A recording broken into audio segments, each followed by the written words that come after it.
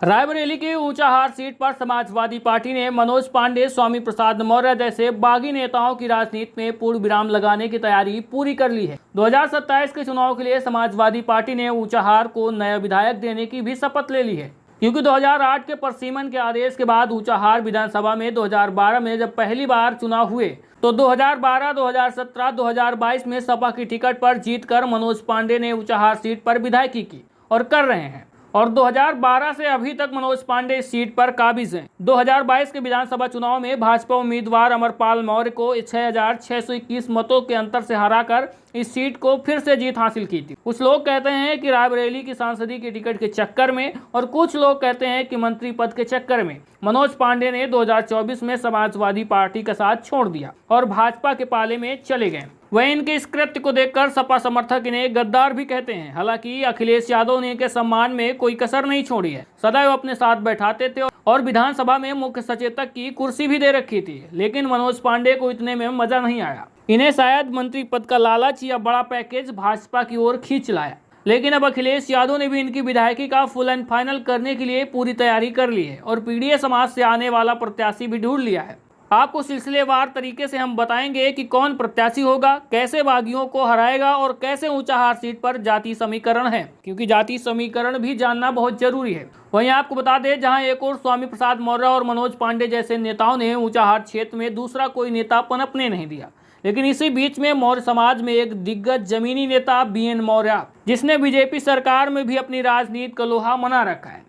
इनकी पत्नी अभी भी ब्लॉक प्रमुख है और इनके पिता भी ब्लॉक प्रमुख रह चुके हैं। इनकी पकड़ जनता के बीच में अच्छी है और ये जनता के बीच में हमेशा जुड़कर रहते हैं और लोगों के सुख दुख में शामिल भी होते हैं। तो ऐसे में इनकी जमीनी पकड़ काफ़ी ज़्यादा ज़बरदस्त मजबूत है और इसका अंदाज़ा आप इस बात से लगा सकते हैं कि पिछले 2022 के चुनाव में बसपा से इनकी भतीजी अंजलि मौर्य विधायकी का चुनाव लड़ी थी, जिसमें लगभग 16.5% वोट के साथ 34,692 मत हासिल भी करने में कामयाब हुई थी। ये स्थिति उस समय की है जब बहुजन समाज पार्टी का सिर्फ एक कैंडिडेट जीतकर विधानसभा पहुंचा था। यानी इसमें साफ है कि बीएन मौर्य फैमिली का जनाधार तो है। इन्होंने और इनके बेटे आकाश मौर्य ने इसी साल सपा की सदस्यता भी ग्रहण कर ली थी। इनके बेटे आकाश मौर्य सुप्रीम कोर्ट में वकील भी हैं। तो ऐसे में माना यह जा रहा है कि बीएन मौर्य के बेटे आकाश ऊंचाहार विधानसभा से प्रबल दावेदार हो सकते हैं, क्योंकि हाल में ही अखिलेश यादव से इनकी कई सारी मुलाकातें भी हुई हैं। तो वहीं मनोज पांडे बीजेपी की टिकट पर चुनाव लड़ सकते हैं। तो कौन इस सीट पर जिताऊ उम्मीदवार हो सकता है, इसे जानने के लिए यहाँ का जातीय समीकरण जानना बहुत जरूरी है।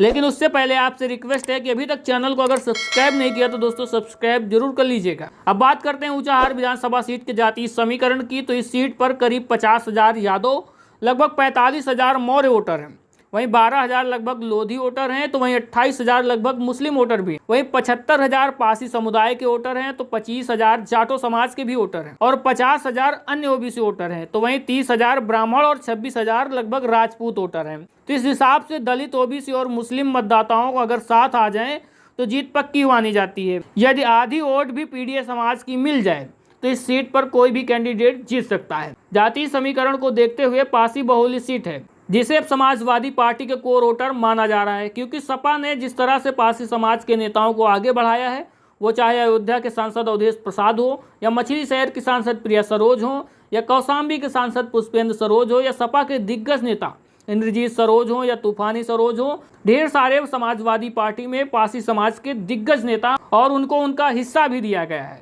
वहीं यादव, मुस्लिम और मौर्य मिलकर इस सीट पर हर बार की तरह भाजपा का गूढ़ागणित खराब कर सकते हैं। वहीं आकाश मौर्य ने भी अखिलेश यादव से लगातार कई मुलाकातें भी की हैं और जमीन पर भी जबरदस्त मेहनत कर रहे हैं। फिलहाल के लिए बस इतना ही। ऐसी सीक्रेट और सटीक खबरों के लिए हमारे चैनल को सब्सक्राइब कर लीजिएगा। मिलते हैं फिर अगली वीडियो में।